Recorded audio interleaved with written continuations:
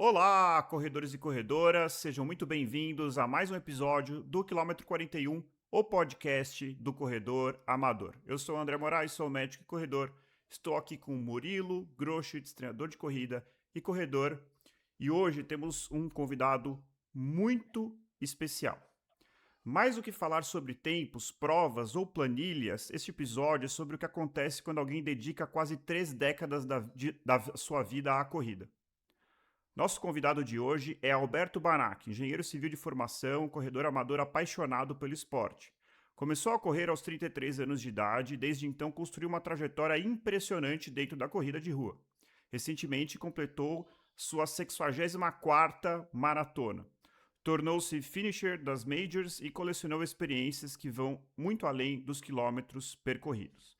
Ao longo dessa jornada, passou por diferentes grupos e assessorias, fez amizades que carrega até hoje, viveu histórias marcantes e conquistou o respeito e o carinho de muitos corredores que o conhecem como Mestre Alberto. Além das provas e medalhas, Alberto reuniu parte dessa trajetória no livro Minhas 60 Maratonas, Correr Sempre, Vencer Talvez, Desistir Jamais. Uma obra que serve como ponto de partida para uma conversa sobre corrida, longevidade esportiva, propósito, amizades e principalmente sobre a vida. Seja muito bem-vindo, Alberto, ao podcast Quilômetro 41. Bom, para mim é uma honra. Eu estou tendo o prazer de conhecer você agora, André, mas já inclusive fui treinado pelo Murilo há alguns Hum. anos atrás, e é um prazer estar aqui. A gente adora falar sobre corrida, tem muita história, conheço muito o passado da corrida, acompanhei toda a evolução, e eu estou à disposição para vocês conversar sobre o que quiserem nesse assunto. Vamos embora, vamos para frente. É isso aí. Obrigado, Alberto. Obrigado por ter topado participar. Eu lembro que a gente se conheceu quando eu estava ainda no início da minha trajetória como treinador, né? Quando eu era treinador, comecei estagiando, depois fui efetivado na RunFan, né? Uma das maiores assessorias ali de corrida do Brasil, antes de ter a minha própria. E eu me lembro que, eu não vou lembrar exatamente o ano, mas 2015, 16 ou 17, algo em torno disso, na Maratona do Rio, né? Eu fui a trabalho lá pela RunFan e de repente você chegou e começou aquele alvoroço que você tinha completado, não sei, 50ª alguma coisa, maratona. Inclusive, acho que tem a foto desse dia no seu livro. E daí que eu comecei a ficar mais a par ali da sua história, entender toda a sua trajetória. E o que sempre me chamou muita atenção, Alberto, em você, é que muito mais do que pensar em performance, em rendimento e etc., até no livro você fala ali da busca pelo sub 4 e tudo mais, né? Como que foi isso, a gente vai falar um pouquinho, mas sempre foi a questão desse, o mestre Alberto, né? Aquela pessoa que sempre foi recebida por muito carinho pelos outros corredores, que sempre gostou de uma boa prosa, de incentivar, de orientar, de dar dicas para aqueles que iriam fazer uma próxima maratona, seja a primeira, uma segunda, terceira, quarta, etc. Então, eu tenho certeza que você ali vai trazer muita experiência para a gente e muita motivação para os nossos ouvintes. Bora lá.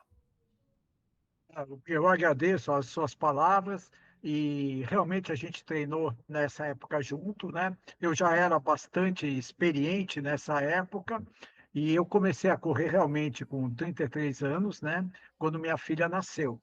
E de uma forma não proposital, eu fiz 6 anos de base, que é Uhum. algo que ninguém faz hoje em dia, tá? Então, era outra época, tá? Isso foi 1990, ah, e era a época do quanto pior, melhor. Ou seja, quanto pior eram as condições de treino, melhor você teria possibilidades de ir numa corrida. Ou seja, nós corríamos 2 horas no sol sem tomar água, nós fazíamos o bosque do Morumbi, rampa, subindo de caneleira, corríamos com bola de Uhum. medicibol, passando um para o outro, e assim era a moda daquela época. E eu Uhum. comecei assim, e por 6 anos eu fui correndo, não tinha prova em São Paulo, por incrível que pareça. A gente, Uhum. várias vezes eu fui correr no Rio de Janeiro, porque não tinha corrida em São Paulo. Corrida era por fofoca nessa época.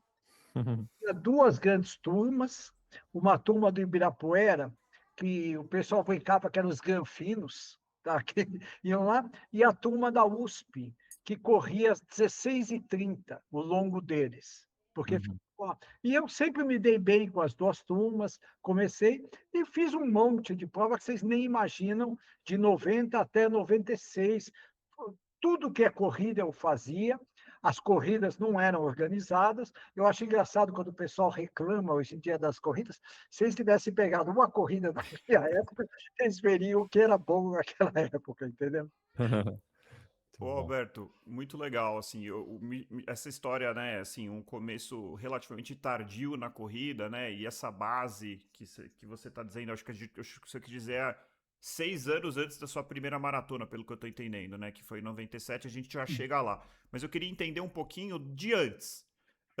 Antes desse início da corrida aos 33, como é que foi a sua infância? Você já foi ativo ou foi realmente uma mudança de paradigma ali com a sua filha nascendo?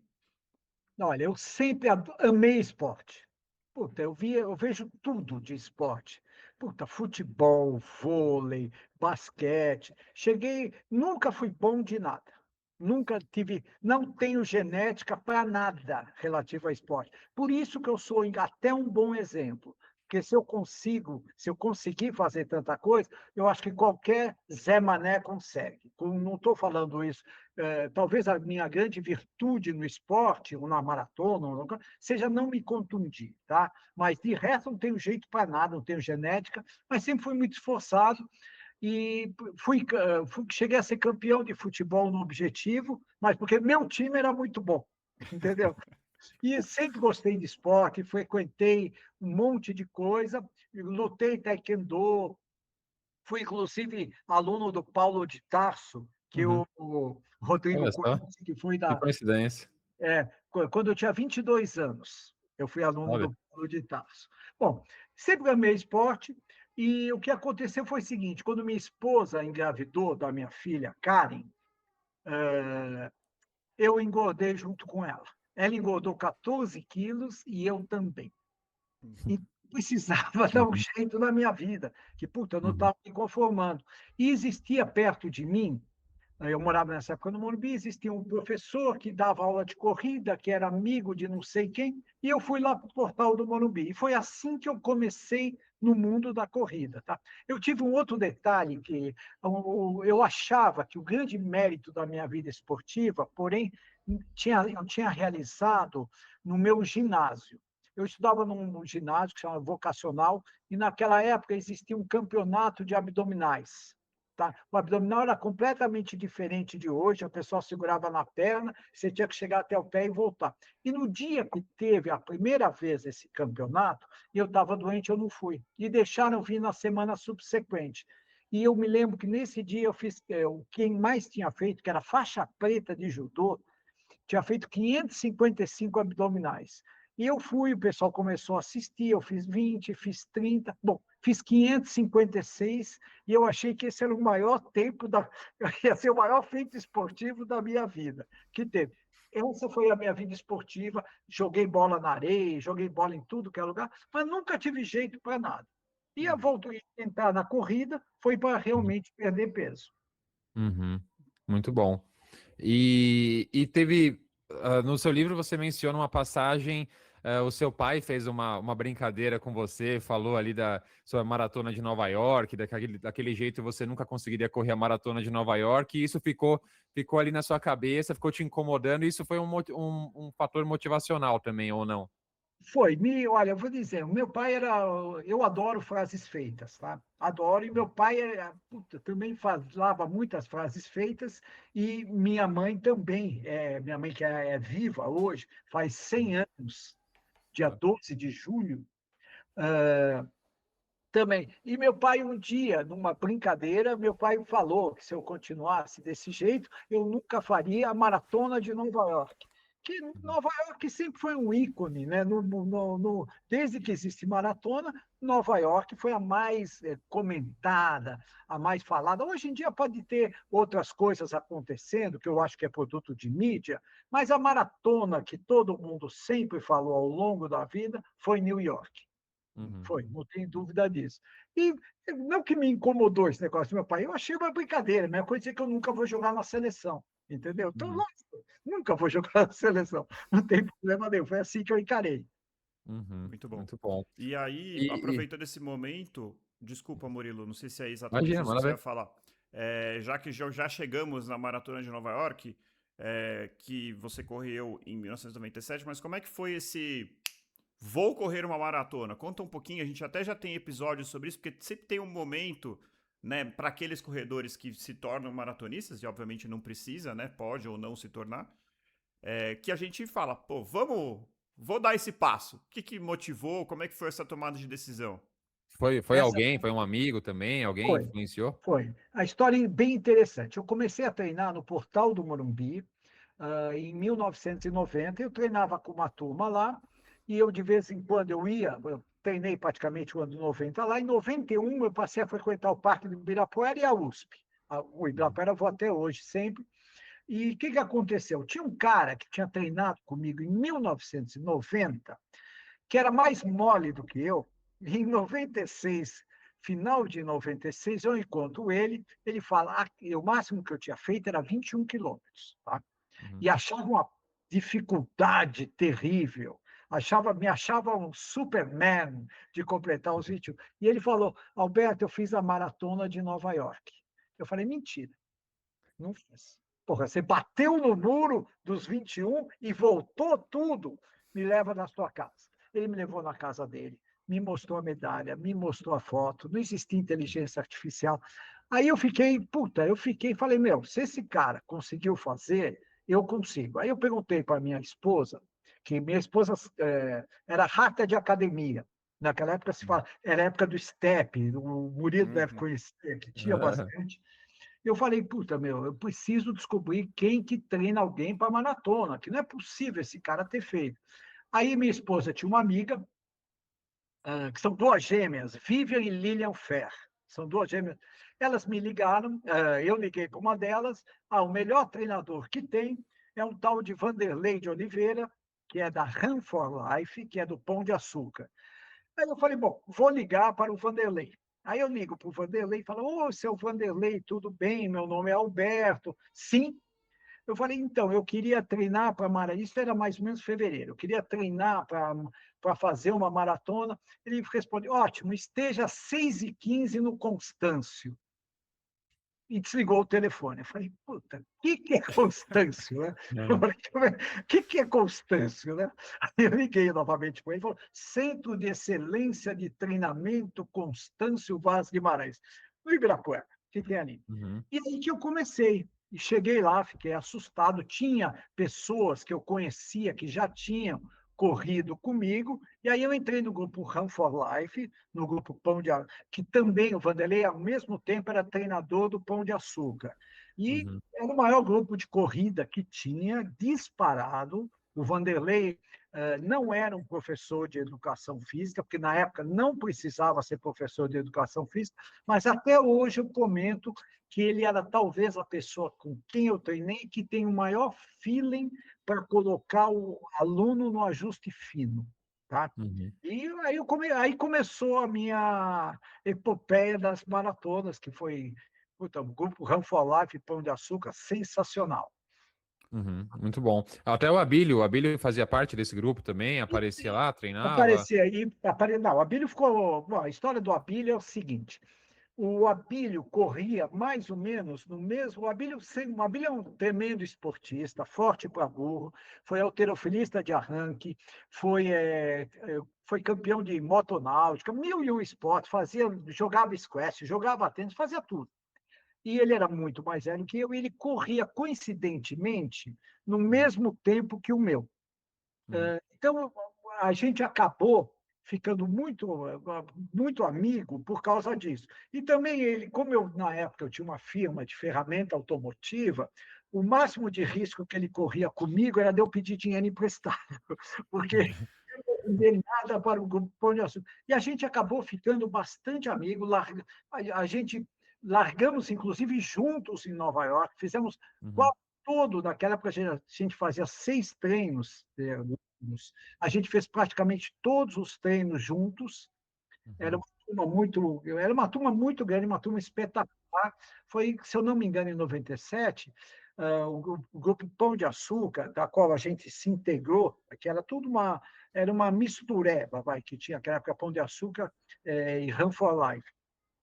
A gente se integrou e fomos todos juntos para Nova York. Tinha pessoas, não tinha só. Era um grupo. Puta, tinha um monte de expoentes, tinha o Luiz Mazagão Ribeiro, que tinha sido presidente da BMF, tinha o Walter Mancini, dono do restaurante, o Luiz Medeiros, político, e toda a diretoria do Pão de Açúcar estava lá. Era, era muito gostoso, a gente treinava em Aldeia da Serra, ia para Campos de Jordão, era uma festa. E todo mundo queria o nosso grupo. Nosso grupo era considerado o Bam Bam. O Vanderlei era o intocável. E realmente sabia muito da coisa o Vanderlei. E um dos primeiros, né? Um dos primeiros grupos, né? Primeiro, talvez o Vanderlei um dos primeiros treinadores assim a ganhar notoriedade, né? Naquela época não se tinha ainda esse boom de assessorias que a gente tem hoje em dia, né? Não se via, né? Não. Existia nessa época, paralelo a isso daqui, existia a Corpore, que era muito forte.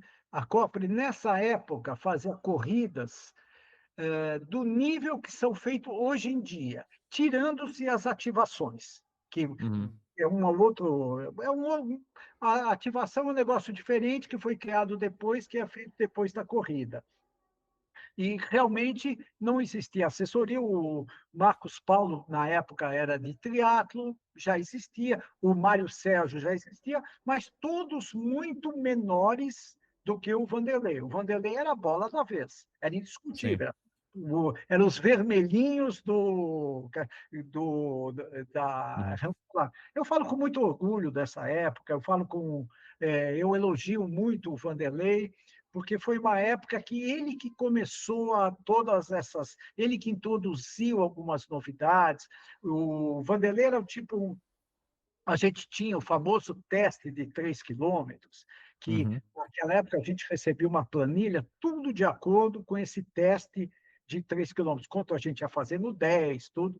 E o Vanderlei põe uma pressão tão grande na gente para evoluir nos 3 quilômetros, que quando a gente chegava na prova, a gente estava relaxado, saca? E eu vi várias vezes no teste de 3 quilômetros, muita gente vomitar, muita gente passar mal, porque ele põe uma pressão que você tinha que ir evoluindo. E todo mundo respeitava ele. Era engraçado que quando o Vanderlei ligava, se atendia em seguida. Era muito, muito bacana. Essa foi uma época muito gostosa. E o Vanderlei também tinha os velhinhos do Vanderlei, que eram 4 pessoas, o Edgar Freire, o seu Oswaldo, Dona Mitico Nakatami, que eram pessoas que ganhavam tudo que é prova, inclusive internacional, eram pessoas de muita idade. E eram pessoas que eram um exemplo para a gente, sabe? Era sensacional, era um grupo espetacular, tá? Que bacana, que legal esse começo, Alberto. E conta pra gente, essa primeira maratona, Nova Deixa eu York. só voltar um ponto, Murilo. Ainda claro. sobre. Antes da gente chegar na prova em si, não podia deixar de passar a oportunidade, Alberto, de entender, assim, comparativo a hoje, né? O que era diferente? A planilha no papel, não tinha relógio, quantos treinos por semana? Isso é uma coisa interessante. Eu sempre gostei de técnico de professor que você conversa. Eu acho muito mais importante que ter uma planilha, que ter uniforme, que de tênis você ter alguém para você ter pessoas da sua confiança que te escutem e que te corrijam no dia a dia. Com o Vanderlei, a gente tinha uma planilha, mas eu nunca precisei de ter planilha com ele. Porque como eu estava lá todos os dias, eu conversava, ele me corrigia, não só com o Vanderlei, mas com vários outros técnicos. A coisa não era globalizada, tá? Não era que nem é hoje. A gente treinava no Constâncio, que nem eu falei. O teste de 3 quilômetros era um balizador, que nem existia aquelas regras de português de padaria, né? Você pegava o 10 quilômetros, multiplica por 4,7.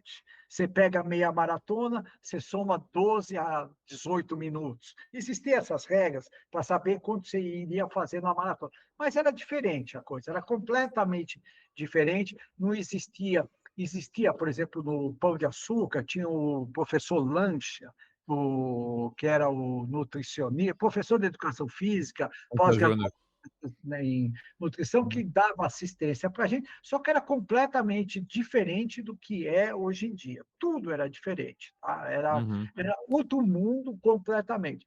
O que eu acho é que, por exemplo, antigamente o pessoal se preocupava mais em ter.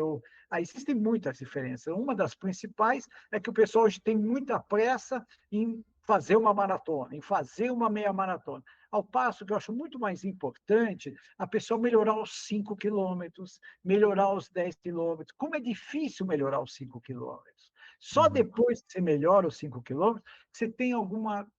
Enquanto você é jovem, faça 5 e 10. Eu falo isso para todo mundo e falo. Talvez se eu, na minha época, se já existisse maratona como é hoje, eu não ia ter esses 6 anos que eu fiz de base, Uhum. entendeu? Uhum. Sabe, era completa. A nutrição, medicina esportiva era completamente diferente do que é hoje. Cara, de 90 a 96, os grandes, o grande isotônico, se é que eu posso chamar assim, da época, era o Pedialyte, que a gente usava na prova, é o soro fisiológico. E para provas de calor, o grande fabricante era a Cisne, que fornecia o sachê de sal. E todo mundo usava. E Nossa. quando você tinha aqueles espasmos que antecediam uma cãibra, você usava um produto que chamava óleo elétrico, que é uma mistura de cânfora, arnica. Eu e todo mundo, assim era antigamente. Quer dizer, a coisa mudou muito. E tênis também é uma curiosidade. Eu me lembro que eu comprei um tênis em Nova York, não, né, mais ou menos em 1990, um ASICS na Paragon, e a propaganda, na ASICS Tiger, naquela época era o nome, Uhum. tá? E a propaganda era o tênis que dura até 5 anos. Quer dizer, hoje é 500 quilômetros, não é que eles falam. Mudou tudo daquela época para E, hoje. e o relógio, Cara, Alberto? já tinha? Já tinha um relógio, mas não tinha nada, não tinha GPS, não tinha, puta, não tinha nada. Não tinha, era um relógio. Pô, tinha gente que corria com aquele Citizen ou Seiko, que tinha um cronômetro no meio. Quer dizer, Aham. Uhum. puta, o cara tinha que precisar do oftalmologista para poder enxergar. Era Aquele tudo. cronômetro com os ponteiros, tipo um cronógrafo, Sim, ficava sim, girando sim. ali. Era É. horrível. E E eu até falo, eu fiz até uma curiosidade, em 98, se eu não me engano, o Pão de Açúcar tinha um convênio com a Escola Paulista de Medicina. Uhum. E meu fisiologista lá era o Renato Lotufo, de saudosa memória, que já faleceu, e o Renato Lotufo e o Rogério Neves, que hoje é um médico que mora em Miami. E eles me deram para eu correr com um Polar que tinha chegado, que tinha uma interface, não sei o quê. Eu fui fazer um teste da Escola Paulista, fiz aquele teste de VO2, tudo, e minha frequência máxima lá deu 181. E no domingo subsequente eu fui correr a prova da Trimuna. E me deram um relógio, falaram, coloca no pulso direito, não mexe nele, colocar a fita do Polar, aquela fita que na época era bem esquisita, você tinha que ajustar, não sei o quê. Você só marca a partida e a chegada, e usa o seu relógio, falei, tá bom. E nem mexe nesses para a gente ver se os resultados batem. Bom, o meu batimento que eu falei no laboratório deu 181. Nessa prova, os 2 últimos quilômetros, logicamente, isso eu só vi depois, deu 190. Se eu tivesse olhado uma vez, eu teria parado, eu Hum. teria diminuído. Eu falei, vou infartar, gente, não é possível. Então, Aham. sabe, era outra época, era tudo diferente, Ô, né? Alberto, ainda sobre isso, assim, uma coisa, eu sou bem mais jovem, né? Mas eu treinei atletismo durante 6 anos na faculdade e não existia, não se falava em pace, não tinha relógio, não tinha nada. Era uma técnica gritando, mais rápido, mais devagar, né? Eu acho, às vezes eu tenho a impressão que isso me ajudou a entender o que é percepção de esforço, o que é um ritmo de 10K, o que é um ritmo de 5, quanto que eu consigo fazer um 400, o que é 80%, o que é 100%. O que você carrega dessa época? Acredito que hoje você deva usar o relógio, né? Porque eu acho que também tem coisas boas. Não vamos demonizar também a tecnologia, muito Sim, pelo ó, contrário. Eu acho que ela tá aí para ajudar. Mas o que você traz dessa bagagem de aprendizado dessa época? Você acha que você evoluiu em alguns pontos graças a isso? sim, eu vou dizer, não, eu sou completamente a favor da tecnologia, porém, para todo mundo que me pergunta alguma coisa, eu falo, o que adianta é treinar. Tá? Não adianta você ter todos os suplementos do mundo, o relógio tal e tal, o tênis de placa, nada disso adianta se você não treinar. A primeira coisa que você tem que fazer é sempre treinar. Lógico que a gente vai aprendendo que, com o tempo, a dosar as energias. Errei já um monte de vezes, e eu até hoje, quando eu faço muitas vezes me chamam para falar antes de maratona, por causa das minhas experiências, eu sempre comento, quando eu estou falando para os rapazes que estão iniciando ou não, que a dor que eles vão sentir é a mesma que eu vou sentir. E que a única diferença é que eu sei que ela passa e que você vai, que você volta e que a vida continua. E eles talvez não tenham essa cabeça. Lógico, a gente aprendeu, eu errei muito. Existiam muitas teorias antigamente. Por exemplo, na minha época, não vou falar de atleta de ponta, vamos falar de gente normal, que eu prefiro. Ter o split negativo, fazer o segunda metade mais forte. Só ninguém fazia. Ninguém fazia isso daqui. Não existia isso daqui, sabe? Uhum. É uma coisa que quem faz maratona para 4 horas, porque você vê que hoje em dia, por exemplo, mudou muito que nem o Rodrigo falou no começo, parâmetro de tempo. Por quê? Tem muito mais gente jovem correndo. Na minha época, maratona era esporte de velho. Quando você não conseguiu mais ter velocidade no 5, no 10, você vai para meia, você vai para maratona. Uhum. Interessante. As coisas estavam muito no início, né, Alberto, nessa época. Eu lembro que eu comecei a correr em 2007, naquela época também não era ainda popular, por exemplo, um relógio com GPS, né? Eu fui ter o meu primeiro alguns anos depois, comecei a correr com um Timex Ironman, né, que muita gente utilizava, tinha só um cronômetro ali, anotava. Já contei essa história algumas vezes no podcast, mas anotava com uma caneta Bic nas costas da mão, anotava ruas em que eu tinha que virar, calculava a distância usando o Google Earth e eu tentava mais ou menos me localizar, né? Corria dessa forma, foi o começo.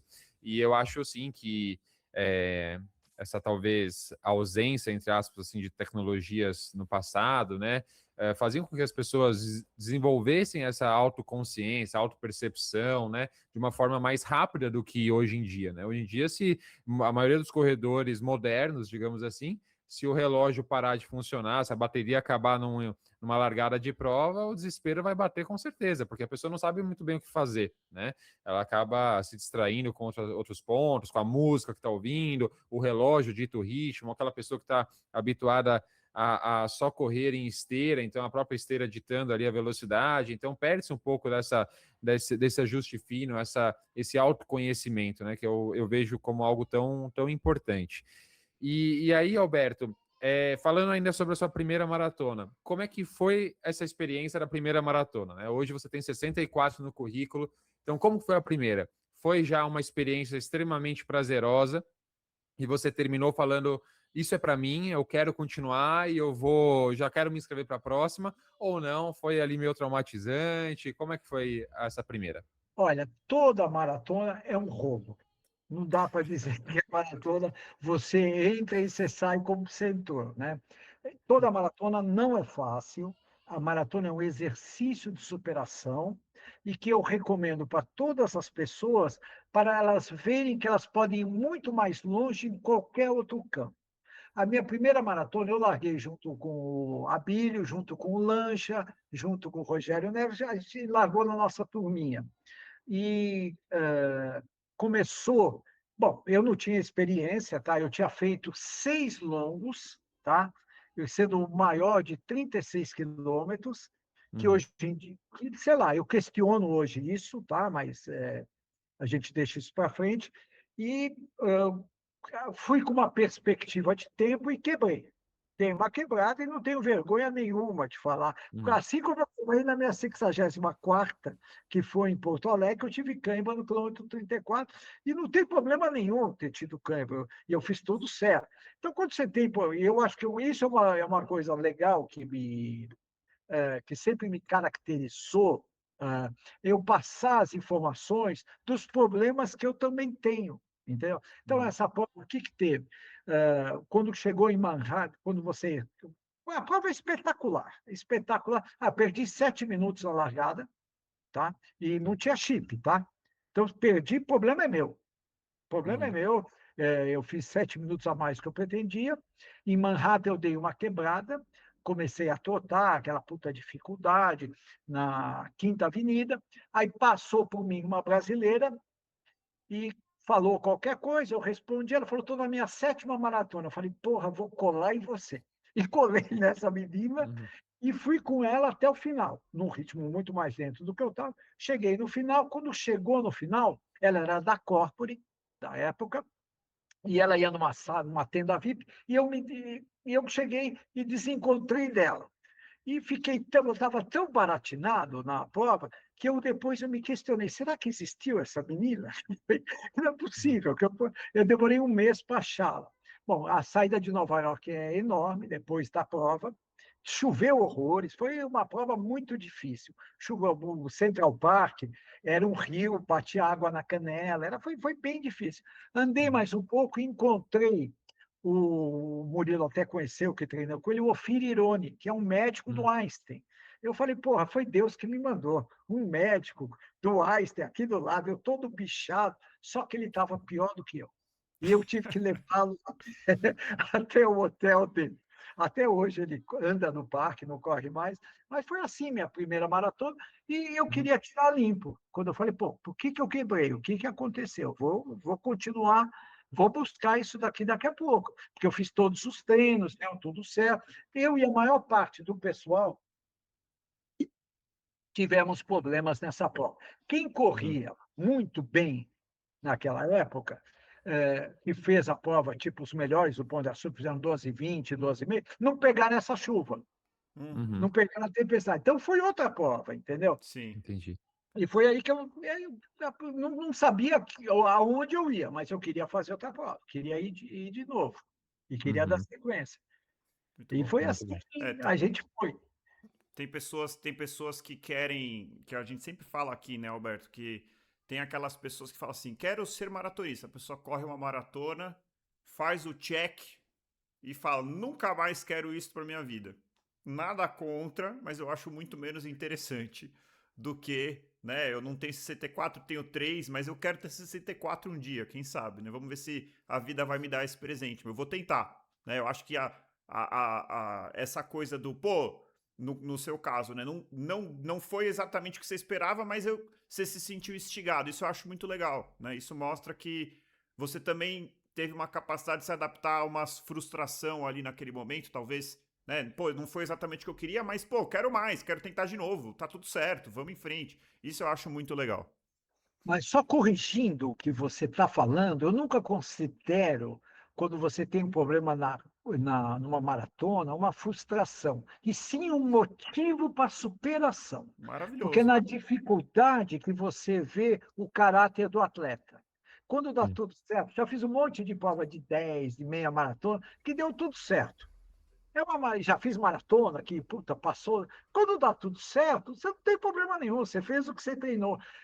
Legal é quando você tem problema e você supera o problema. Isso te faz crescer como atleta, como homem, como exemplo, entendeu? Uhum. Não só. Sensacional. É mais ou menos esse é o pensamento que eu tenho disso, entendeu? Não Muito existe bom. resultado ruim. O que tem, existe resultado, isso sim. Uhum. Muito legal. A gente acaba tendo, às vezes, medo de falhar, medo do fracasso, né? Mas a gente tem que mudar, né, a forma como a gente enxerga, né, a falha, o fracasso, e levar isso como um, algo a mais, algo que te motive, que faça você analisar quais foram os seus erros, suas falhas, por que que aquilo aconteceu e se tornar uma pessoa melhor. E aí, Alberto, eu queria aproveitar, era um tópico um pouco mais para frente, mas acho que vai super se encaixar agora. Você falou que é na dificuldade que o caráter, né, da pessoa se manifesta, né? Até uma frase forte ali do seu livro. E tendo você 64 maratonas no seu currículo, claro que a gente não vai passar assim detalhadamente em cada uma delas, né? E quem quiser aprofundar nelas, a gente recomenda a leitura do livro. Claro que a gente vai falar mais para frente, mas até depois você fez Paris, fez várias outras maratonas, fez até ultra da Comrades, né? Então, eu queria saber, Alberto, o que você acha, assim, ser maratonista, né? Eu acho que vai muito além simplesmente completar provas de 42 quilômetros, mas é uma questão de estilo de vida, é uma questão do que a corrida te ensina diariamente até hoje, né? Desde a década de 90 até hoje. Então, eu queria que você falasse um pouquinho disso, associasse com essa frase de que é na dificuldade que a pessoa mostra ali o seu caráter. O que você acha que a maratona pode ensinar para as pessoas? O que ela fez na sua vida? O que ela mudou na sua vida? Com certeza, ao longo desses muitos anos aí de experiência, você teve altos e baixos na sua vida, né? Teve um câncer na família, N outras dificuldades. Acredito que dificuldades no trabalho, momentos de mais estresse, menos estresse. Como que a maratona, como estilo de vida, te ajudou durante esses anos? Olha, eu acho que você sempre tem que aprender, tá? Você sempre tem que ter humildade, até para mudar de opinião 1000 vezes. E eu tive, talvez, durante toda a minha vida, eu tive o privilégio de conviver com algumas pessoas que me ensinaram muito. Uma dessas pessoas, a gente até falou no começo, foi o Abílio. O Abílio é um cara que eu tive, sei lá, por 2 anos a gente conviveu. Também convivi com o filho dele, depois fizemos com o João Paulo, fizemos prova depois, fazia parte da mesa do Eco, uma famosa mesa de corredores que tinha no restaurante Eco. E a gente aprende que, se você tiver, o que eu aprendi na minha vida, se você tiver que pedir um favor para alguém, peça para alguém muito ocupado, que aí tem alguma chance dele ser feito. E essa frase eu escutei há anos atrás e eu sempre encaixei meus horários. Quando eu tinha que acordar mais cedo, eu acordava. Quando eu tinha. Isso daqui se chama um propósito e você se adapta. Você adapta a sua vida a isso daqui. Fazer uma maratona, eu já conheci várias pessoas que tinham vários problemas, que tinham várias dificuldades, e, ao fazer uma maratona, essas pessoas entendem que é possível dar muitos passos adiante só no mundo da corrida. Porque a maratona é um exercício de superação, é um exercício em que você vai passar ao limite que você imagina que você tenha. E eu tive várias situações muito difíceis. Eu cheguei a passar um período em Houston, no MD Anderson, com a minha primeira esposa, que veio a falecer, e eu corria lá os últimos 90 dias da minha esposa, e ela passou, por exemplo, no Einstein. Eu fiz questão, eu não queria que meus filhos dormissem com ela, eu dormia no Einstein e eu corria todos os dias na Praça Vinícius de Moraes, que tem lá na frente. Eu arrumava tempo para isso, e eu acho que foi tudo isso daqui, por mais dificuldade do que eu tive nessa época. Tinha a firma, um monte de funcionário, 2 filhos para educar, um monte de rolo, e eu fui me adaptando. E é na dificuldade que você vai dando um jeito. Porque não adianta você chegar e, puta, você tem que resolver os problemas. Não adianta você jogar problema para frente. Como eu fui um empresário também por muito tempo, foi outra coisa que me fortaleceu esse conceito de ir para frente. Lógico que eu nunca comecei a fazer maratona pensando em ter 64 ou pensando em ser alguém que tivesse alguma voz no meio, entendeu? Não foi nada disso. Foi algo que aconteceu naturalmente, entendeu? Mais ou menos é isso. Muito Muito bom. bom. Respondi exatamente o que você Não, queria. Perfeito. perfeitamente. E aí, Alberto, então teve 97, teve Nova York, mas assim, queria que você dissesse assim, quais foram as provas que marcaram a sua vida? Não precisa ser maratona, pode ser tanto ultramaratona como a Conrads, pode ser uma prova mais curta. E a pergunta também é assim, se tivesse que, considere que você está treinado e amanhã você vai estar numa largada. Que largada você gostaria de estar? Olha, já me fizeram essa pergunta muitas vezes, tá? Que Então, pena, não fomos originais, então. não, não, não, não, mas todo mundo pergunta isso aqui. Olha, maratona, eu corri 3 vezes a maratona de Paris, tá? Uhum. A minha infância inteira, eu escutei na Jovem Pan o Reale Júnior falando às margens do Rio Sena, na Maison de la Radio. Escutei a minha vida inteira isso. Então, E a prova de Paris eu achei maravilhosa, achei linda, corri 3 vezes.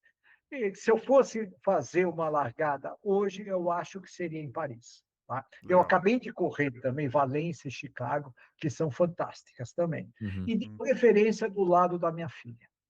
Tá? Legal Que seria demais. a condição sine qua non, que aí eu fico mais feliz do que nunca, né? Muito É, bom. Vamos muito aproveitar e legal. já conta essa relação. Isso, Acho que isso estava mais para frente, mas já que você trouxe, perfeito. né, conta um pouquinho dessa relação com a sua filha. Como é que foi essa transferência pai e filha da Meus, corrida? Olha, meus 2 filhos sempre, desde pequenos, souberam calcular o pace. Sabiam quanto eu ia passar no 21, quanto eu ia passar no 30. E é legal quando você envolve a família nisso daqui. Ah, eu esqueci de contar um negócio que eu conto no meu livro, que em 97, quando acabou a maratona, estávamos todos reunidos no Parque Lane e cada um dizia seu sonho. O que fez 4 horas queria fazer 3:45, o outro queria fazer Ironman, o outro queria fazer aquilo. E eu, porra, eu falei, puta, eu quebrei nessa, sei lá o que eu vou falar. Cada um estava dizendo. Aí eu falei, segundo o Vanderlei, naquela época, a mulher só poderia correr uma maratona com 28 anos, que seria 20 anos depois. Aí eu falei, meu sonho é correr Nova York com a minha filha 20 anos depois. Todo mundo morreu de rir. Daqui a 3 anos, teu joelho já foi, você vai ter prótese no quadril, rogaram um monte de praga. E 27 anos depois, eu corri com a minha filha, tá? Não foi 20. Quando foi... Então, minha filha sempre escutou isso, os dois sempre fizeram esportes. Quando minha filha, em 2017, quando faria, então, 20 anos, minha filha chegou e nos inscreveu. Ela não tinha condição de correr maratona, corria um pouquinho, ela já morava no exterior, morava em Israel desde 2015.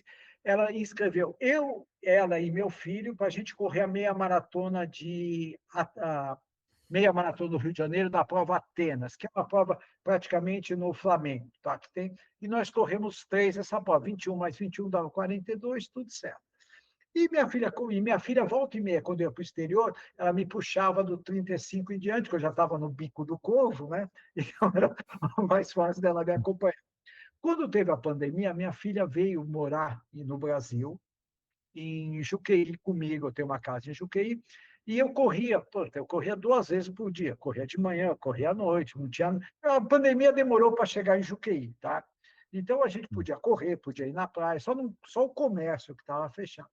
E minha filha começou a treinar comigo, e nesse mesmo ano, a gente fez a Conrads Virtual 21 quilômetros. Ela treinou 3 meses comigo, e isso me motivou muito, que ela começou, eu já estava numa fase que eu estava meio mole, eu voltei a fazer treinos de alta intensidade, por causa dela. Uhum. E a gente fez Conrads, ela voltou para Israel, e aí ela entrou num grupo de corrida, que era da Adidas, onde anos depois ela se tornou a segunda embaixadora da Adidas, e teve essa relação toda de corrida, e a gente acabou depois fazendo algumas maratonas juntos. Fizemos a primeira maratona pós-Covid, que foi Berlim, nós fizemos juntos, eu e ela o tempo inteiro juntos, ela já muito Bacana. mais forte do que eu.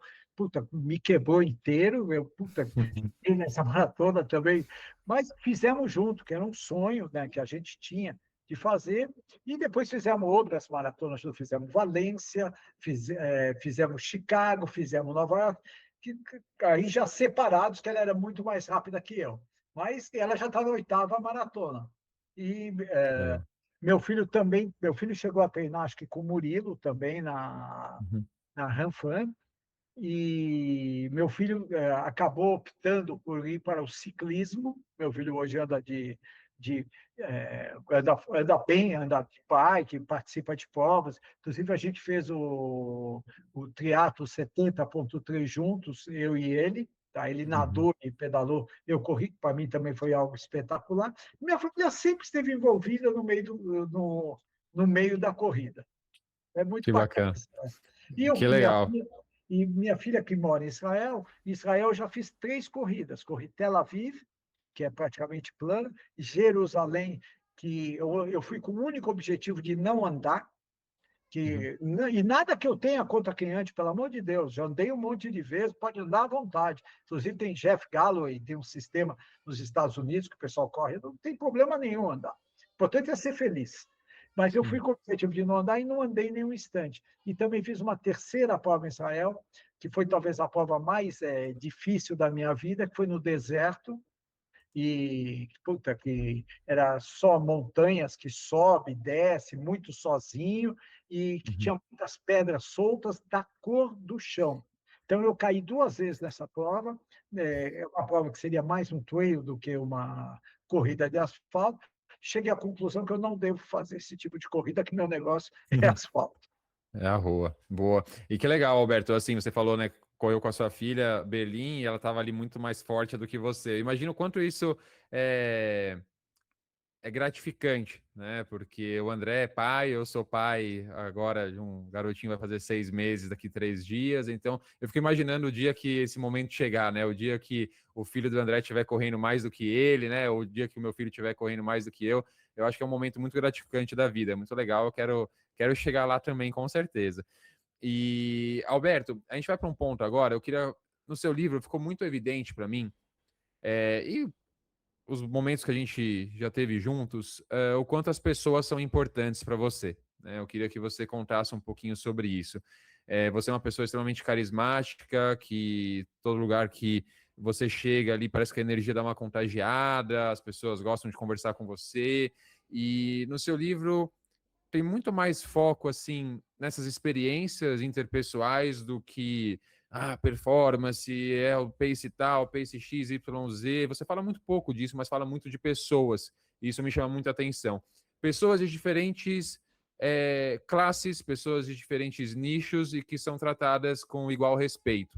Então, você fala do Abílio, um mega empresário, foi um mega empresário, você fala do filho dele, você fala de um grupo onde a gente tinha ali vários executivos de sucesso, assim como você fala, eu não sabia nem o nome, para ser sincero, o nome real dela, Ana Luísa Garcês, né, conhecida como Animal, né, que foi uma pessoa, uma ex-usuária de crack, né, que virou corredora, uma história de superação incrível. Então eu queria que você contasse um pouco sobre isso, o que você acha, o que a corrida pode nos entregar em relação a essas relações interpessoais, a essas experiências e o quanto isso agregou na sua jornada? Olha, com os anos eu entendi que o pace é algo que é de todos o menos importante. Eu recebi uma vez para almoçar na minha casa um dos irmãos Castro. Eram 2 gêmeos, um tinha 12,6, outro 12,7 na maratona. E um deles contou que porque ele, 10 quilômetros para 27, 2 aviões, né? Aí um deles me contou que reclamou com o técnico deles, quando começou a fazer maratona, que não se classificava mais entre o pessoal que ia para a Olimpíada, nos 10 quilômetros, que estava mais lento. Aí disse que o técnico dele respondeu o negócio para ele, que foi mais ou menos o seguinte: sempre haverá uma mulher mais bonita que a sua e um corredor mais rápido do que você. Então, contente-se com o que Deus lhe deu. E é isso aí, gente. Eu acho que o pace, quando você pega uma pessoa, o mais rápido do Pão de Açúcar era o Nelson Teodoro Gomes, que ganhava todas as provas da Copa, tinha 12,15, o outro fazia 12,6, 9 minutos de diferença, que dá praticamente 3 quilômetros. Uma vez os irmãos Castro foram correr aquela provinha de 6 quilômetros e chegaram 1 minuto e meio em cima do segundo, um deles, né? Chegou do segundo colocado. Quer dizer, não interessa o pace, sabe? É um negócio que, para mim, é bacana, eu luto para o meu pace, mas eu acho muito mais importante essa relação que você cria com você mesmo, entendeu? Então, o que eu podia fazer na corrida, que era ser sub 4, eu consegui. Eu queria fazer um 10 abaixo de 50, eu consegui. Eu queria fazer 3 quilômetros abaixo de 13 minutos. Eu demorei anos e anos, fiz 12,47. O dia que eu fiz 12,47, talvez eu tivesse ficado mais contente do que quando eu fui sub 4. Pra você ter uma ideia qual era a pressão que o Vanderlei punha na gente, tá? E essa relação com as pessoas começa muito de eu querer devolver tudo que a corrida me deu. você me falou no começo de mestre e tudo. Eu, no começo, eu não gostava de ser chamado de mestre, porque dá uma impressão de arrogância, de você querer saber. Sabe, eu não gostava disso. É um negócio até que uma pessoa chegou e me falou: não, você não é mestre só pelo que você sabe, mas pelo que você está disposto a compartilhar sempre. E aí eu entendi que, puta, essa explicação eu aceito para mestre. Então, se alguém vai conversar, eu várias vezes da Ranfan, ou mesmo na MPR, antes de maratona, o pessoal me chama para eu falar algumas coisas, eu falo com o máximo carinho as coisas, com o máximo de boa vontade. Onde eu vou, eu sei que a gente faz. Eu ontem estava andando na Vila Olímpia, uma menina me para na rua: "Oi, seu Alberto, tudo bem? Puta, eu preciso comprar seu livro." Eu nem sabia quem era, entendeu? Mas é muito legal tudo isso daqui, sabe? É um negócio Uhum. me abriu um leque de opções, de conhecer gente. Uh, eu posso dizer também que, sabe, de uma forma ou de outra, a corrida ajuda muita gente a se reencontrar na vida, tá? Porque te dá. Você precisa para fazer qualquer coisa. Eu falo para. Outro dia, uma amiga da minha esposa separou. Eu falei: pô, vai para Ibirapuera. Não, não é para arrumar marido. Você vai para Ibirapuera para ficar da sua cabeça. Você vai conhecer outras meninas, você vai conhecer outras pessoas. Ah, mas eu sou tímida. Bom, você vai entrar num grupo, você vai encontrar gente. Na minha época não era tão assim, mas hoje não, não é para encontrar marido. Você vai ter gente que você vai dialogar, que vai te pôr para frente. Você não precisa entrar nessa vibe de fazer tempo, tudo, e sim de conhecer gente, fazer uma atividade boa, porque eu falo muito. Eu gosto muito de corrida e isso é evidente, mas você tem que fazer aquilo que você gosta. Eu não corro por causa da saúde. A saúde é uma consequência disso Uhum. daqui. Entendeu? Uhum. Eu tenho. ah, eu vou em nutricionista, vou em médico, faço. Por exemplo, eu faço um check-up. Eu nasci em 30 de julho. O Pão de Açúcar exigia, para você ser lá da turma deles, que você tivesse seu check-up feito até a data do seu aniversário, porque era muito atleta. Até hoje Uhum. eu faço isso. Até Uhum. hoje, não estou com. Hoje em dia eu treino com outra assessoria, mas eu estipulei isso como minha. Pô, eu vou fazer todos os meus exames antes de 30 de julho, que você tinha que ter resolvido naquela época. E isso eu aprendi com a corrida. Quem mais podia me ensinar isso? Bom E a demais. corrida me ensinou tanta coisa de organização também, me trouxe tanta informação que eu posso usar na minha vida, que, putas, valeu a pena toda essa jornada, sem dúvida alguma. Com certeza, Bacana. com certeza. A gente vai querer explorar um pouquinho mais aí dos ensinamentos do mestre, mas antes eu quero convidar todo mundo que está acompanhando o podcast, seja no Spotify, seja no YouTube. Então, se for no Spotify, vamos lá, pessoal, vamos seguir o podcast Quilômetro 41 no Spotify. Temos o dobro de ouvintes semanais do que o número de seguidores. Então, por favor, se você acompanha a gente, gosta do que a gente faz, siga para que você seja notificado toda vez que a gente tiver um episódio novo. Classifique o episódio, de preferência com 5 estrelas, mas dê o número de estrelas que você acha que a gente merece. Não deixe de acompanhar a gente pelo YouTube. Então, tá vendo no YouTube? Agora é a hora. Inscreva-se no canal. A gente tem uma meta. A gente precisa aumentar o número de inscritos, mais uma vez, 2, 3 vezes o número de ouvintes por semana do que o número de inscritos. Dê o like no vídeo, compartilhe esta aula sobre longevidade na corrida com aquele seu amigo corredor. Então, mande lá no grupo da assessoria. E não deixe também de acompanhar a gente lá no Instagram, onde a gente tem conteúdos que vão além deste podcast, conteúdos direto ao ponto, completamente diferente do que a gente faz aqui, né? Que são conversas longas, então para você ter ali uma dose de corrida no seu dia a dia. E por fim, pessoal, para aquelas pessoas que realmente gostam, a gente segue na tentativa, numa verdadeira batalha para profissionalizar esse podcast. Eu vou compartilhar aqui uma coisa, não sei se é íntima. A gente tá tentando achar um lugar para fazer gravação em estúdio e a gente não tem condição financeira de sustentar, de pagar, porque os estúdios são caríssimos aqui em São Paulo. Então a gente precisa aumentar a nossa arrecadação por meio do Apoia-se. Então, e além disso, para quem acompanha pelo YouTube, agora a gente tem uma nova forma de você apoiar o podcast. Então vamos lá, pessoal. Se você acompanha o podcast pelo YouTube, considere se tornar membro do canal. E lá você vai ter acesso aos episódios bônus, além de todas as outras recompensas. Você vai consumir os episódios bônus mensais por meio do YouTube. Agora, se você gosta de acompanhar pelo Spotify, entra na nossa plataforma do Apoia-se e aí você pode se tornar apoiador e consumir os nossos episódios bônus mensais pelo próprio Spotify. Então, nos ajudem a salvar este projeto independente para que a gente possa profissionalizar e principalmente continuar com esse trabalho que a gente dedica tempo, esforço e recursos financeiros para que ele exista, né? E para ouvir é de graça, né? Então, pessoal, mas o custo está lá, né? Então, não deixem de considerar o ajuda. E para quem ainda não segue o Alberto, onde a gente consegue acompanhar o seu trabalho, o seu perfil e o podcast também que você tem com o Capriotti. Compartilha com a gente, E o Alberto. livro também. E o O livro. livro, como que o pessoal pode adquirir o livro? O livro é Minhas 60 Maratonas, né? E pode me acompanhar pelo Instagram, que é @Alberto Banach, tudo junto, tá? O livro você compra pelo Instagram também, no meu Linktree, tá? Lá tem um canal que você compra. E o podcast que eu tenho com o Ricardo Capriotti, né? Que eu brinco que é a voz mais bonita do Brasil, Uhum. que é o diretor da Bandeirantes, está hoje fazendo a cobertura da 9ª Copa do Mundo dele. Ele é meu amigo de muitos anos, que é o Capirran, também assistam, que é uma luta, que nem você falou, né? Mas a gente tá fazendo um trabalho bastante bacana. A gente adora o mundo da corrida, a gente, modéstia à parte, tem, principalmente o Capriotti, consegue trazer convidados, muita gente interessante. E é dessa forma. O meu livro eu lancei no ano passado, realmente a venda foi muito maior do que eu esperava.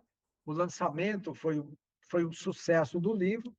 E o nome do livro até é muito curioso isso daqui, porque eu já tinha um nome que era Minhas 60 Maratonas, mas eu queria colocar alguma coisa a mais nele. Eu já tinha escrito por muitos anos, escrevi na revista Contra Relógio algumas vezes, eu escrevi na revista O2, eu escrevi em alguns lugares alguns artigos eu tinha muita história espalhada.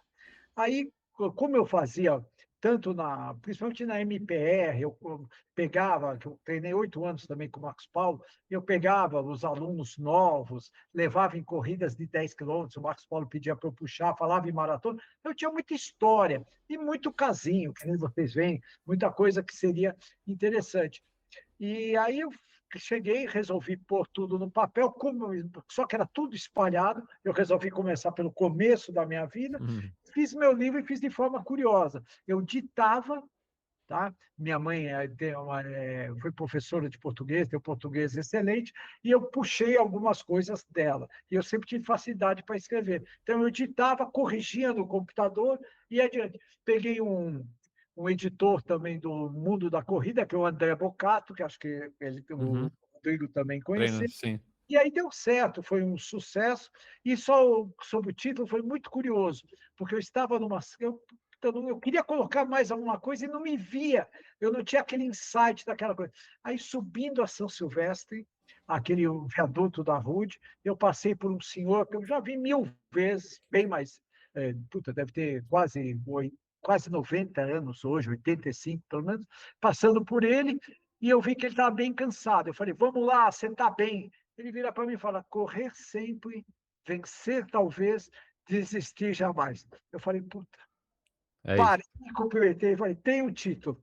Essa história do título do meu livro. Olha só. Fantástica, né? Mas pior que eu nem sei quem é Muito. ele, mas não faz mal. É um anônimo que me ajudou muito. Ganhou Algum um dia presente ali durante uma prova de um desconhecido.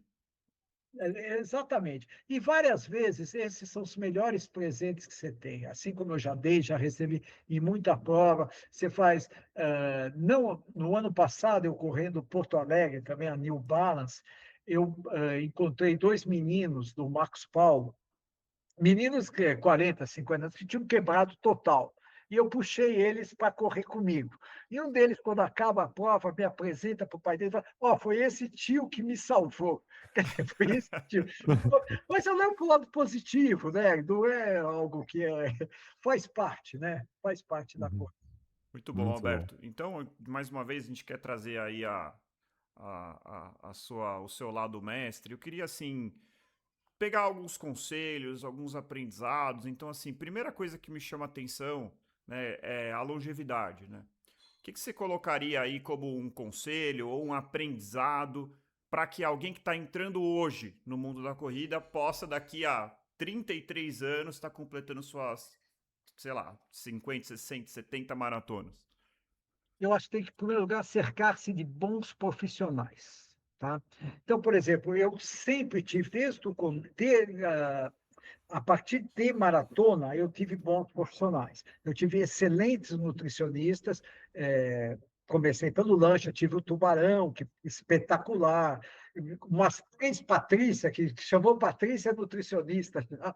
Eu conheci 3, e estou há uns 4 ou 5 anos com a Karina Amorim, que é uma nutricionista, que é muito boa, que você tem que cercar em profissionais bons, que entendam do assunto e que reajam às suas provocações. Então, por exemplo, não adianta nada, você tem que ter uma comunicação, não existe isso. Tem um ortopedista espetacular que me atende, que é o Antônio Mazeu de Castro. Ele brinca que já operou toda a família dele, menos eu, toda a minha família, menos eu, que é o único que talvez merecesse ser operado.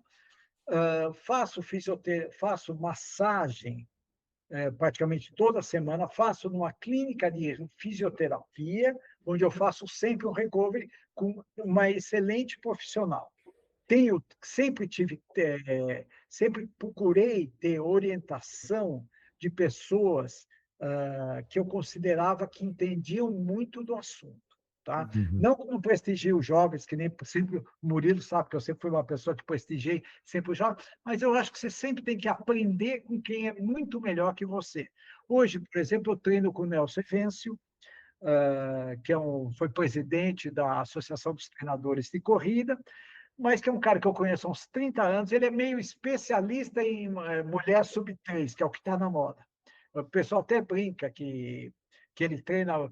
Muita gente não acredita até que eu treino com ele, que dizem que ele só treina mulher. Afinal, eu treino com ele sim. E ele é um treinador que me passa muita informação, que ele me corrige muita coisa. Porque você tem que entender que você, à medida que os anos passam, você muda. Existem modificações. E talvez uma pessoa que é mais experiente, mais qualificada em determinado assunto, pode chegar e te corrigir. Ele vive me corrigindo um monte de defeito que eu tenho e os que eu terei no futuro também. Então, você tem que se Uhum. cercar de pessoas boas. Não, eu acho que não importa. E nem eu falei, o importante é a comunicação. Não adianta um cara ser o bam, bam, bam e não te atender. Entendeu? Mais ou menos é Uhum. isso que eu penso. Muito legal. Você falou lá no começo, né, a importância do diálogo, né, com as pessoas, com os profissionais, né? A gente está numa era aí da inteligência artificial, então aplicativo disso, daquilo, né? A gente tá para gravar um episódio sobre os aplicativos aí de corrida, o que a gente tem hoje em dia, né? Esse boom aí. Mas eu concordo, né, Alberto? Acho que a gente se cercar de bons profissionais que sejam abertos a conversas, né? E essa troca de experiências, ouvir o cliente, ouvir o atleta, conhecer o atleta há bastante tempo, isso é algo assim que não tem tamanho, né? Impagável, né? E com certeza leva a pessoa ali a outro patamar, né? E com certeza tem tudo a ver com longevidade.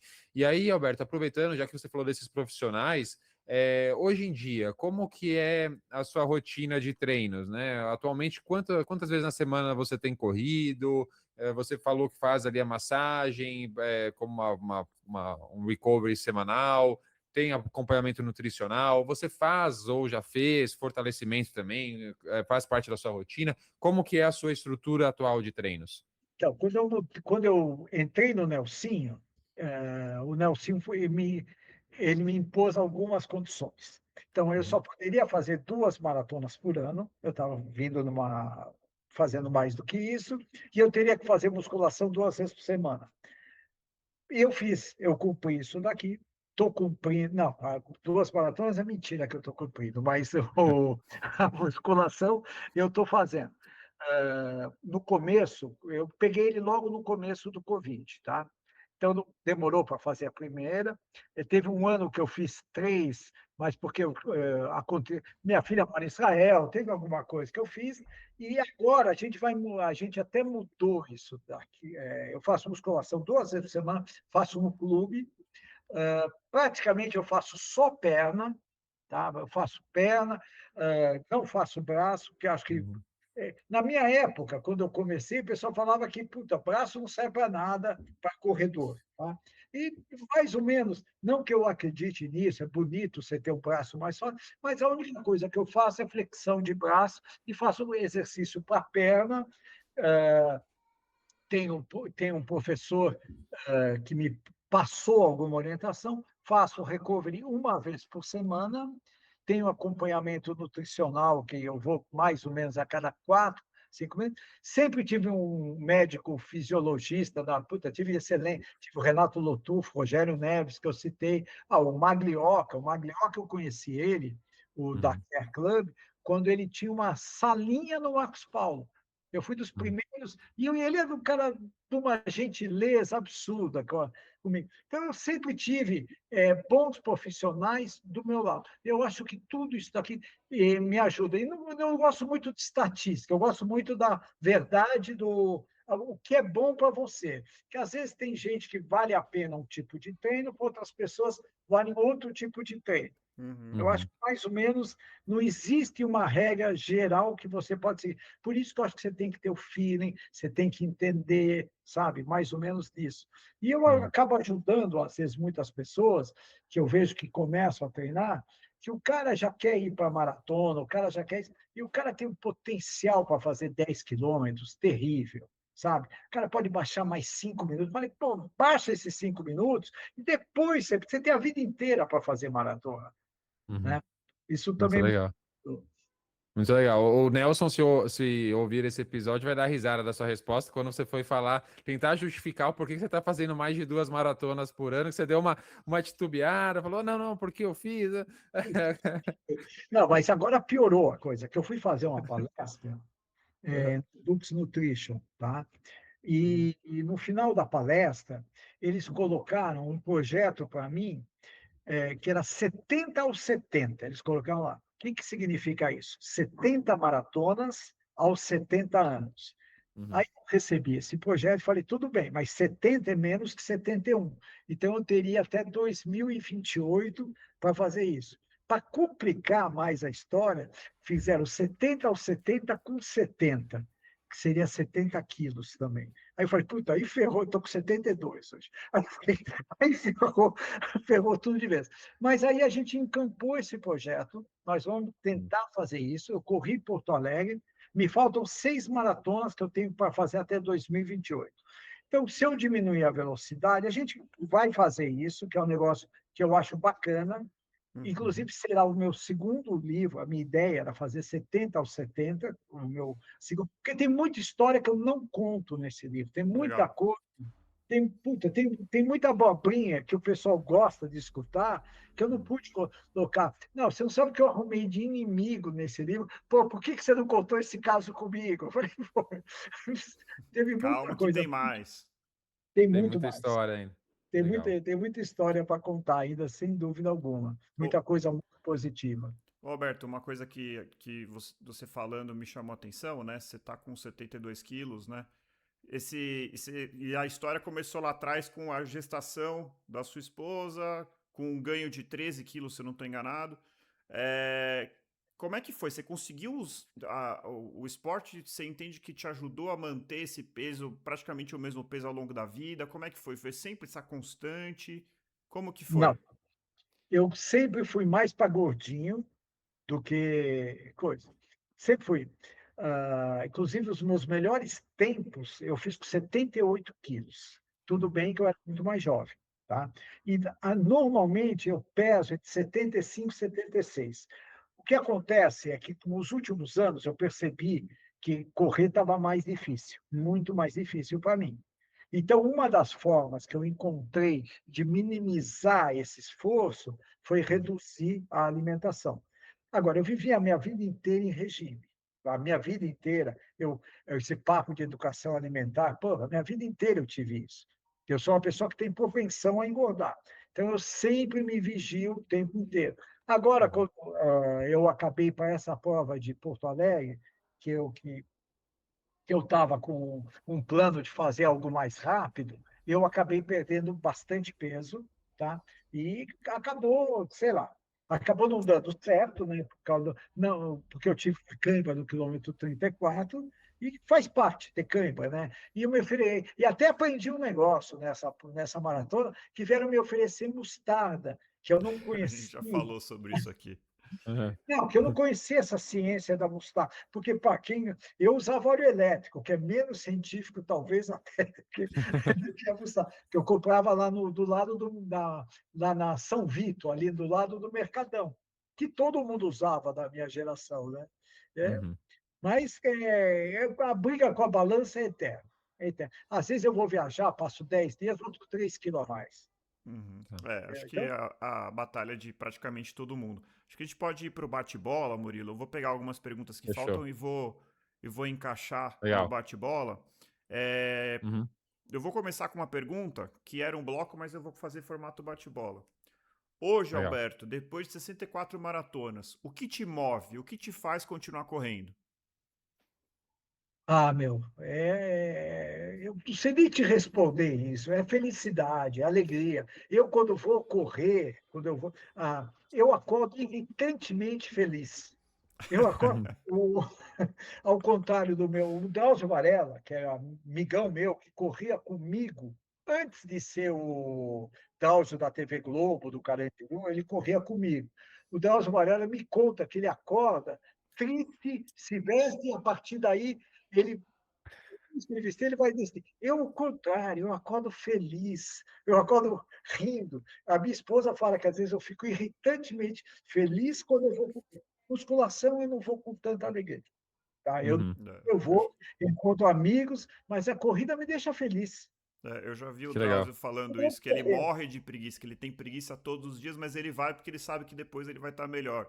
E eu É, eu, até achei numa palestra dele, ele falou assim: eu duvido que alguém acorde com vontade de correr. Eu falei: olha, é duro para mim duvidar, ir contra o Drauzio Varela, porque eu sou fã dele. Mas eu muitas vezes, nem é sempre, mas muitas vezes eu acordo sem preguiça e com muita vontade de correr. Acho que eu tô encontrando mais uma pessoa aqui que sente a mesma coisa. Olha, o Drauzio Varela, quando foi para Berlim, no ano passado, fez alguns treinos comigo. Tá? A Hum, gente treinou algumas vezes junto. E a gente debate muito. Então, por exemplo, o Drauzio Varela não toma gel. Uhum. É de carboidrato. Aí ele falou, nunca tomei. Eu falei, talvez, se você, com todo o respeito, vai que ele me merece. Lógico, né?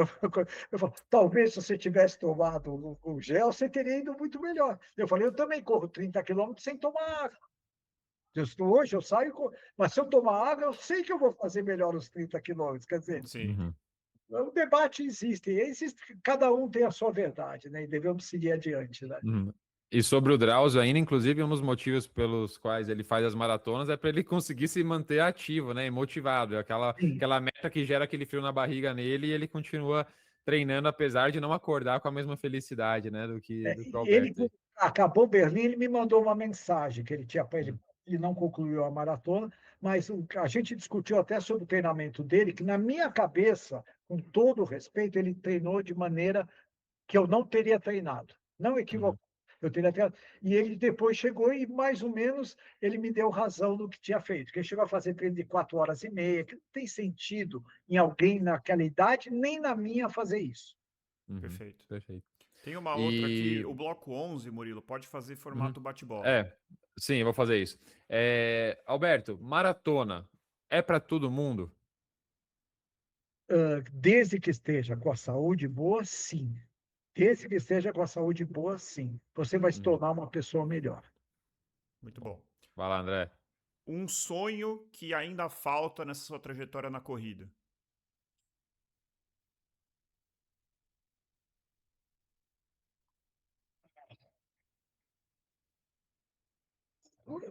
Olha, eu queria correr, talvez, fazer umas provas diferentes. Fazer uma prova noturna, uma maratona noturna. Eu nunca fiz. Legal, Uhum. legal, Tipo, sol da meia-noite, isso eu nunca legal, fiz. legal, Uhum. interessante. É que também com tanta prova na carreira fica difícil faltar alguma coisa, né? Mas realmente é interessante. Sim. Vai lá. E, Alberto, ao longo das 64 maratonas, é claro que boa parte das viagens que você fez na sua vida tiveram relação com essas maratonas, né? Uma porcentagem bem alta.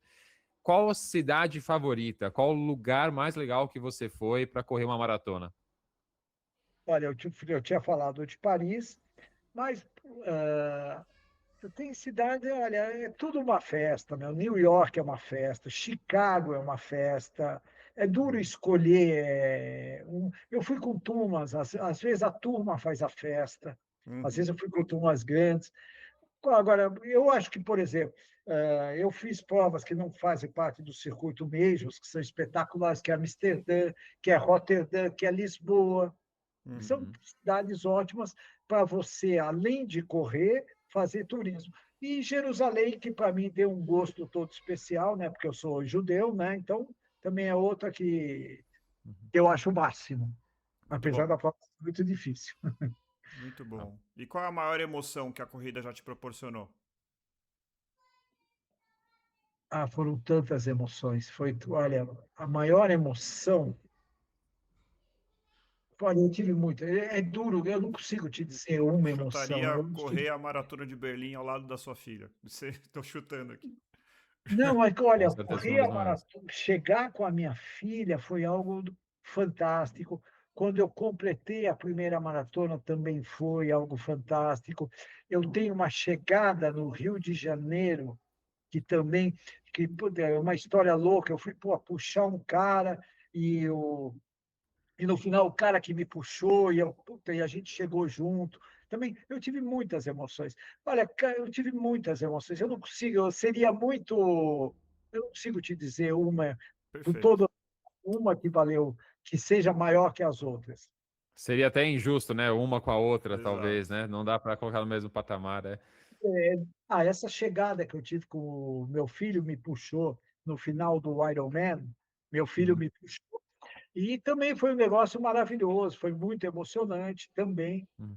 Uhum. Eu não consigo te dizer qual foi. Uhum. É que nem, olha, eu vou dizer, tem gente que fala que é mais emocionante que o parto dos filhos. Olha, eu vou dizer, é muito emocionante. Eu não sei dizer se é mais emocionante. São emoções únicas que você tem. A maratona é uma emoção. Eu volto, eu já me vi. Eu larguei agora, quando eu fiz Porto Alegre, uma menina encostou em mim e a menina começou a chorar antes da largada. Puta, eu me vi, daqui a pouco eu estava chorando também. E eu não tinha razão nenhuma para estar emocionado. Mas eu estava emocionado, fiquei emocionado por causa dela. Que, puta, ela chegou e falou: Puxa vida, você tem a idade do meu pai não está mais aqui, você está aqui, e não sei o quê. E eu fiquei aqueles papos de antes da corrida. Então, eu fiquei super emocionado, sabe? Que negócio que te toca, assim. Claro. Então, Uhum. é um exercício de superação, né? Que me emociona muito sempre. Que legal. E, Alberto, um perrengue, um perrengue que te vem à cabeça, não necessariamente o maior, mas alguma coisa que te marcou assim ao longo dessa jornada. Foi uma dor de barriga, foi uma mala extraviada, algum perrengue que você já passou. Teve tanto perrengue. Olha, eu vou para um perrengue diferente, vai, que você não ia esperar, nem eu. Eu fiz várias vezes aquelas provas de revezamento, que Uhum. Aham. joga Maresias, minha casa fica no quilômetro 51, tá? Então, uma das vezes, a gente foi correr em duas equipes, tá? E largamos, cada equipe com dois carros, e logo na primeira saída, um dos rapazes tinha comprado um carro, puta, era uma Variant alemã, toda sofisticada, não sei o quê, e a gente foi com o carro até o quilômetro zero para largar. Aí ele perguntou para, você sabe guiar? Eu falei, lógico. Ah, você pode levar meu? Ele ia largar no primeiro, pode me levar? Eu falei, posso. Aí eu entro no carro, vou ligar, não acho o breque de mão. Procurei tudo, cara. Não tinha internet, não pegava YouTube, não tinha. No final, eu achei um cara que ficava aqui atrás, peguei esse carro, puta, demorei para burro, puta estresse, né? Aquela prova de revezamento. Fomos Uhum. até. E a outra equipe ficou tirando um puta sarro de mim do que aconteceu. Passou mais dois estágios, um dos caras que saiu do carro perdeu a chave do carro da Foi. outra equipe. Eles vieram com a gente. Quer dizer, só perrengue atrás de perrengue. Tivemos um outro espetacular também na Bertioga Maresias, que alguém da minha equipe tinha comprado uma grande Caravan. Puta, aquele carro toda blindada, sofisticado, zero carro, os bancos tudo zero, e o cara pôs na corrida, começou uma puta de uma chuva. Aí foi num daqueles pontos e ia entrar uma menina no nosso carro. E a gente não sabia, o cara que estava guiando, que não era mais o dono, não sabia como abrir a porta. Não dava para abrir a porta do lado direito, não sabia qual botão, a gente ficou todo atrapalhado e precisava ir embora, porque era só 5 quilômetros, o cara que corria. Aí ele entrou pela janela. Na hora que ele entrou pela janela, ela raspou os pés de lama tudo no No teto. teto, meu Ficou Deus. Então, teve muito perrengue, né, desse tipo aqui. Que legal. Muito bom, muito bom. Essa é difícil, Alberto. Uma palavra para definir a corrida. Estamos só perguntas difíceis aí, mas A palavra, para mim, é felicidade. Se você me perguntar maravilha. uma palavra Legal. para definir maratona, eu dou uma resposta melhor. Humildade. Muito bom, muito bom, Humildade. muito bom. Não sei se você me Nossa, perguntar, mas já fui. palavras cheias de reflexão e experiência aí, com certeza.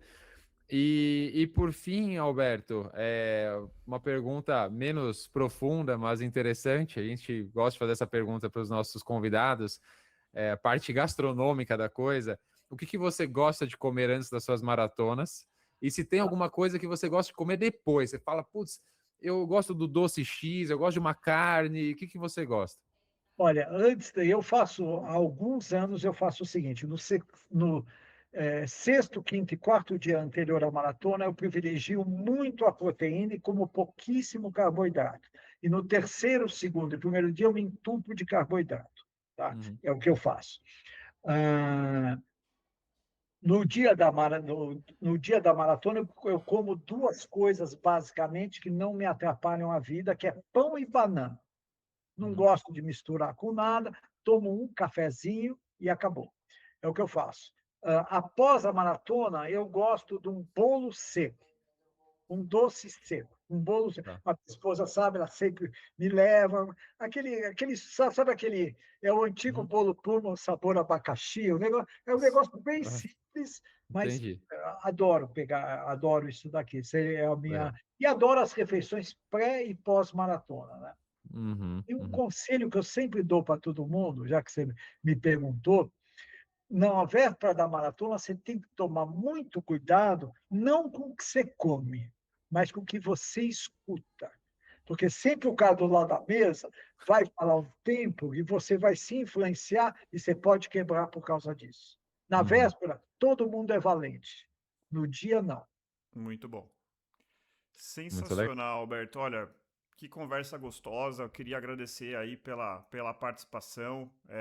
Para a gente foi um privilégio beber de tanto conhecimento, de tantas histórias legais, interessantes e inspiradoras. Então, eu queria realmente agradecer a sua participação e deixar o convite aí para quando você completar 70 maratonas com 70 anos, com 70 quilos. Ou se por algum motivo não der também, você já está convidado para falar aqui do seu segundo livro. Acho que Uhum. tem muita coisa, você trouxe muita coisa aqui para todos os tipos de corredores, desde aquele jovem preocupado com o tempo, até aquela pessoa que está realmente buscando longevidade, buscando saúde, seja qual for o seu motivo para correr, eu acho que você contribuiu para a jornada de todos os corredores. Muito obrigado de verdade. Eu agradeço a chance, a oportunidade de falar com vocês. Sempre tive o Murilo na mais alta estima.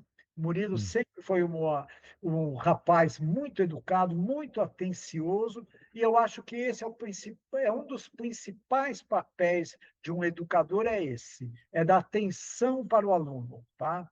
E fiquei muito contente de ter batido esse papo, espero ter contribuído, espero ter trazido informações positivas, e será um prazer participar novamente com vocês. O prazer vai É ser nosso. isso, que legal. E obrigado, Alberto. Meus agradecimentos também.